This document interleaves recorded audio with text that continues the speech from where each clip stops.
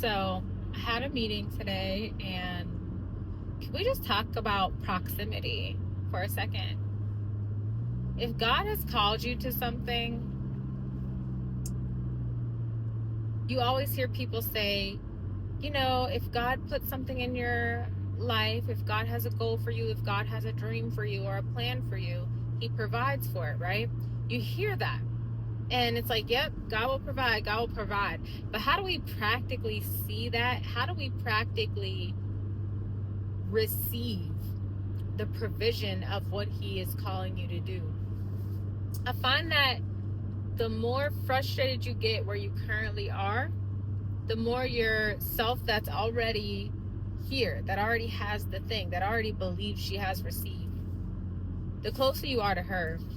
Because now everything that you have been in is now out of alignment with how far you've risen, how much you've grown, what you see for yourself, what you know you deserve, now that God has changed the way you see yourself and the way you see the situations you've been through in life. You got two different type of people. You got people who are like, this happened to me and this is why I'm like this. Or you have the people that are like, well, if this didn't happen to me, then I wouldn't be there, here, whatever. Because you're now looking at it from a love standpoint, which God is love, meaning that He doesn't waste anything you go through, meaning that He uses everything to further prepare you for where He's taking you.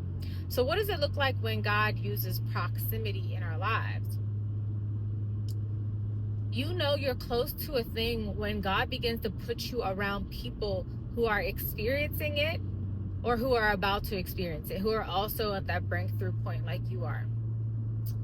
And I find by putting yourself in these high vibe areas, in areas where wealth exists, in areas where business exists, in areas where people don't get limited by their limiting beliefs, they just continue to go and go and go and do and do and do, despite the feeling that they have. It's when you get in proximity, it's not just about making physical connections. It is about that, because networking is important, but it's about being in spaces that raise you to the place to be able to receive that for yourself.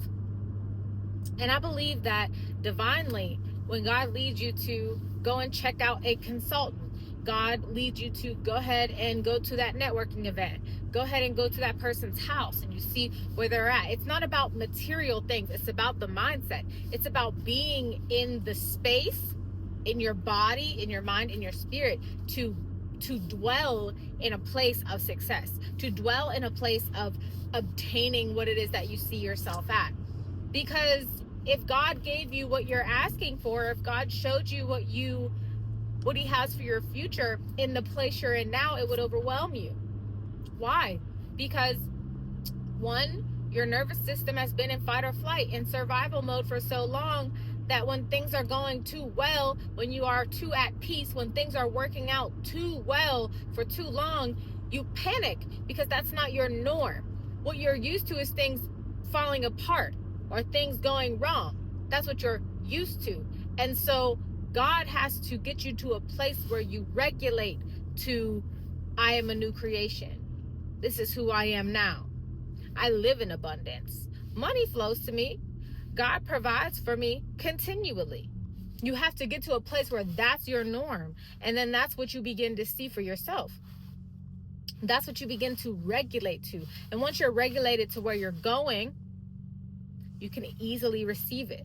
But God has to put you in proximity to these things. And you'll repel it if you struggle with jealousy or frustration or bitterness towards God or anyone else, or disappointment. You'll repel proximity because you'll be like, well, I don't need to be around that kind of stuff. And she always bragging about what she has.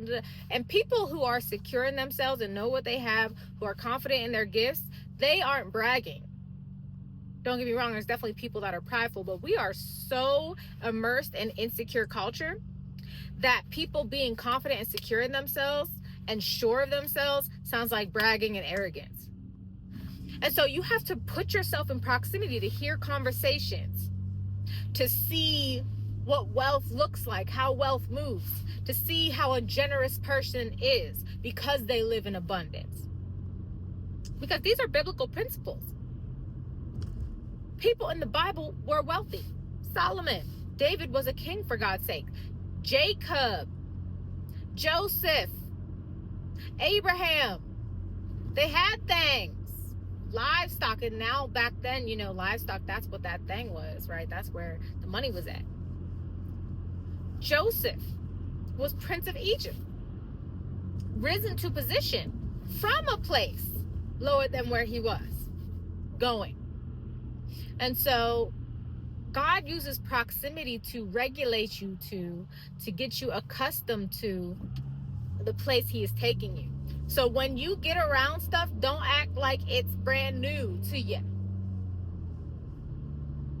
See yourself in that environment, operating in that environment as your highest self, as who God has called you to be.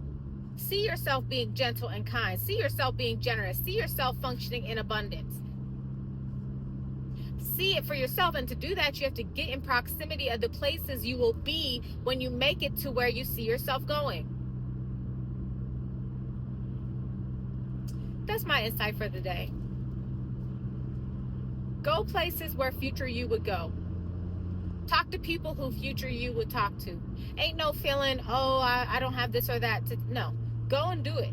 You'd be surprised how many people will be willing to be in proximity of you, or with you, or talk to you, or network with you, despite where you are now. So do it. Get in those positions, get in those places, because it will only bring you up to a place that you need to be, mentally, spiritually, and physically, and emotionally. Like I said, it's all regulation. So yeah, I pray this blessed you.